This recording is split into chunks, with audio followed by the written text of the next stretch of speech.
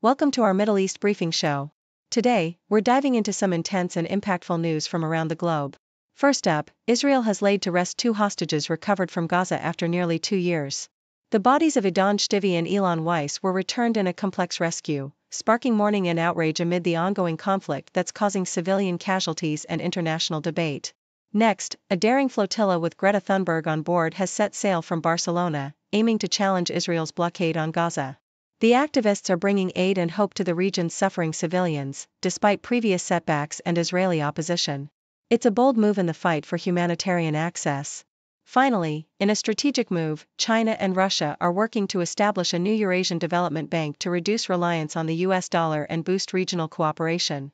This initiative could reshape global trade and geopolitics, signaling a shift away from Western dominance. Please continue to stay tuned for more detailed insights. South China Morning Post reports a somber day in Israel as families and friends gather to bury the remains of Idan, Shtivi and Ilan Weiss, victims of the brutal Hamas attack nearly 2 years ago. Shtivi, a young volunteer photographer caught in the chaos at a music festival, was mourned by his mother, who reflected on the divine bond they shared, lamenting her inability to protect him. Weiss, a brave defender of his kibbutz, was laid to rest near Gaza, where he lost his life trying to shield his community from militants. The Israeli military described their recovery as part of a complex rescue operation, amid rising anger and frustration over the government's failure to negotiate a ceasefire or free remaining hostages. With over 200 hostages still held and a relentless cycle of violence claiming thousands of lives, Israelis are increasingly protesting Prime Minister Netanyahu's prolonged military campaign, which critics accuse of extending the conflict for political gain. Meanwhile, Gaza endures a humanitarian catastrophe, with reports of civilian casualties, hunger, and disease, as the densely populated enclave becomes a battleground for a war that many now label as genocide by international organizations, further deepening the global controversy surrounding Israel's military actions. Yahoo US highlights a tragic incident in Gaza City where Israeli forces killed a pregnant woman and her unborn child during a recent assault, illustrating the devastating toll of the ongoing conflict. As the violence persists, hospitals in Gaza remain overwhelmed with casualties, and civilians face relentless threats from both airstrikes and starvation. The attack on civilians, including women, children, and pregnant women, underscores the brutal reality faced by the Palestinian population, caught in the crossfire of a war that has drawn widespread condemnation. International human rights organizations and some Israeli groups have accused Israel of committing genocide, a charge vehemently denied by the Israeli government, which insists its military operations target militants and are conducted in self-defense. The mounting death toll and the suffering of innocent civilians continue to fuel international debate, with calls for ceasefire and accountability growing louder amid the unending cycle of violence that has devastated Gaza and deepened the global crisis. CNN reports that Guyana, a tiny yet resource-rich nation in South America, is on the brink of a geopolitical and economic upheaval that could ripple across global markets. With its burgeoning oil industry, expected to produce around 2 million barrels daily by 2027, Guyana has become a focal point of international interest, especially between the United States and China. The upcoming elections are critical. The current president, Irfan Ali, seeks to maintain control amid a backdrop of escalating tensions with Venezuela over the disputed Essequibo region, which holds vast oil and gold resources. The country's newfound wealth from deepwater oil discoveries by ExxonMobil has spurred rapid economic growth, over 43% in 2024 alone, yet the nation faces the daunting challenge of managing this prosperity transparently to avoid the pitfalls of corruption and political instability, as seen in other resource-dependent nations. The elections could determine whether Guyana continues on its current trajectory or plunges into social unrest, especially given the ethnic and territorial tensions that threaten its stability. Moreover, Guyana's strategic position makes it a pawn in the US-China rivalry, with Washington seeking stronger military and economic alliances to counterbalance Chinese investments and influence, while the country attempts to balance relations with both superpowers, leveraging its oil wealth for national gain. BBC highlights Scotland's ongoing battle with a devastating drug crisis, with 2023 figures expected to reaffirm its status as Europe's deadliest country for drug misuse, recording over 1,170 deaths, an alarming trend that has persisted for 7 consecutive years. The roots of this crisis are deeply embedded in the country's social and economic upheavals, from the decline of traditional industries like shipbuilding and steel to the mass displacement and social alienation that followed. The legacy of poverty, coupled with the arrival of lethal synthetic opioids like nitazenes and the proliferation of dangerous street benzodiazepines, has created a perfect storm of addiction and despair. Public health efforts have been hampered by chronic underfunding, leading to a rise in overdose deaths, especially among the most deprived communities, where drug-related mortality can be more than 15 times higher than in affluent areas.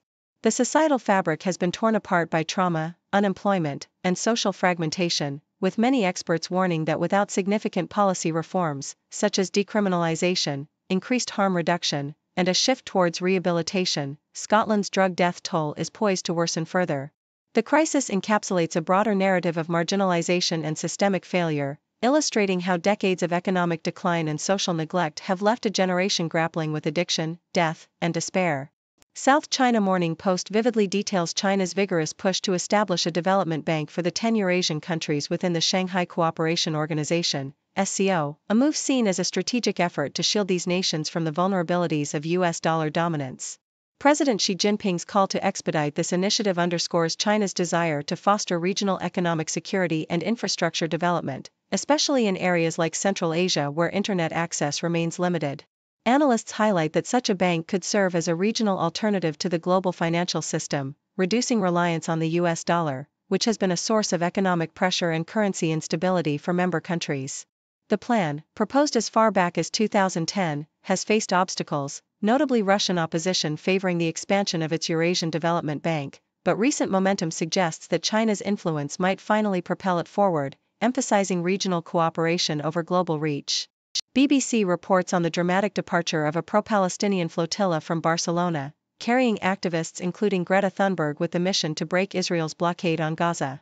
This voyage, delayed by stormy weather, aims to deliver humanitarian aid and challenge the ongoing siege, which has been characterized by international bodies as causing famine and suffering in Gaza. The flotilla's journey, part of a broader effort to open humanitarian corridors, symbolizes a defiant stance against Israeli restrictions, despite previous interception and violence, including the deadly 2010 raid on the Turkish aid ship Mavi Marmara. Prominent figures like Thunberg and punk singer Bob Vylan have voiced their determination to challenge what they see as unjust policies, framing the voyage as a moral imperative to deliver aid and spotlight the ongoing humanitarian crisis in Gaza. Australian Broadcasting Corporation vividly describes the violent attack on Camp Sovereignty in Melbourne by far-right extremists, an assault that has sparked widespread condemnation and calls for it to be classified as a hate crime. The attack, led by known neo-Nazi Thomas Sewell and involving around 40 men armed with flagpoles and sticks, targeted the peaceful Indigenous protest camp, injuring several people and desecrating Aboriginal symbols. Aboriginal leaders, including Robbie Thorpe, described the assault as organized and driven by white nationalist hatred, emphasizing the alarming rise of white nationalism in Australia. The incident is seen as part of a broader pattern of hostility against First Nations Australians, with authorities now investigating the attack as a potential act of terrorism. The attack on Camp Sovereignty, a sacred site symbolizing Indigenous sovereignty and cultural identity, underscores ongoing tensions around land rights, racial hatred, and the resilience of First Nations communities in the face of rising extremism.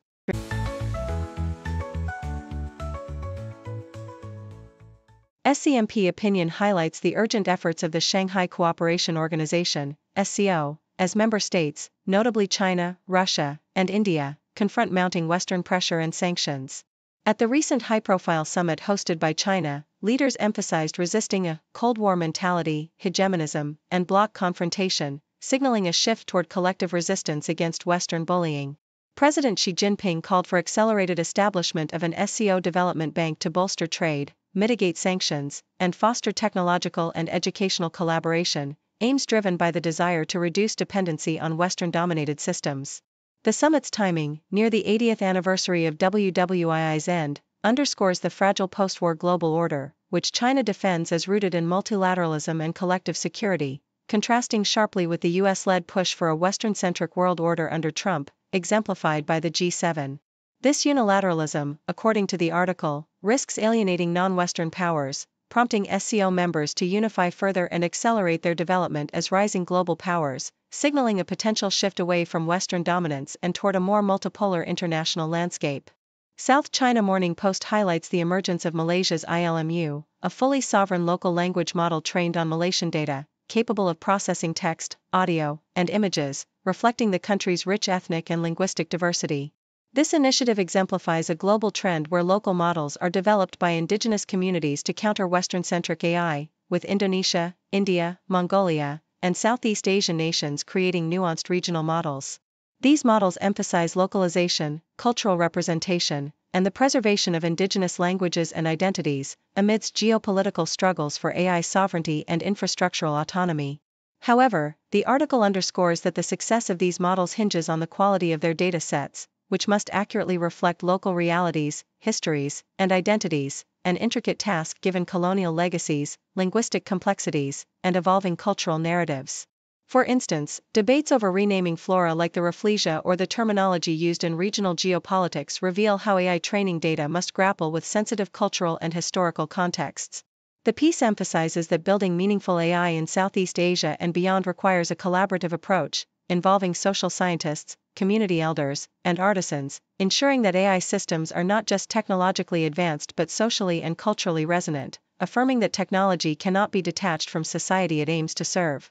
The Independent reports that the Trump family's involvement in a new cryptocurrency, WLFI, launched by their company World Liberty Financial, has reportedly made them upwards of $6 billion on paper after trading began, with the initial public offering of their digital tokens generating over $1 billion in just 1 hour. This digital currency, which the Trumps hold about 25% of, was introduced during Donald Trump's presidential campaign, promising to make America great again, this time with crypto. The launch involved taking over a publicly listed firm and raising $750 million, with the potential for the Trump family to earn $500 million from the sale of WLFI tokens, which are now valued at a premium compared to last year's purchase prices. Their holdings also include a memecoin called Dollar Trump and a significant stake in Trump Media, which owns Truth Social. While the tokens are initially locked, trading has created a real-world valuation, leading to the paper wealth of the family soaring. However, experts warn of the risks involved, including the potential for market manipulation and conflicts of interest, despite White House claims that the Trumps have not engaged in any conflicts. The venture employs individuals connected to Trump's inner circle, raising questions about influence and transparency, amid concerns that investors might seek favors from the Trump administration. Thank you for tuning in. The content above showcases the latest briefing reports and analytical synopses, thoughtfully curated by the 6Do team. These insights stem from a wide array of reputable media outlets, think tanks, government sources, and specialized experts worldwide. We encourage you to explore these sources for a comprehensive perspective. Keep in mind that while the content may not always align with the official standpoint of 6Do Brief, it's not meant to be taken as absolute directives for decision-making. Comprising seasoned media professionals, learned scholars, and accomplished scientists, the 6Do team embodies a trailblazing, fully independent media entity. To customize 6Do Brief to meet your professional needs, you have the option to subscribe to a diverse array of briefings on our website, 6dobrief.com. Regardless of your location, you can conveniently receive 6Do Brief via email. Stocks to rise and sometimes shiver. Economy goes up and down. In this game we wear the crown.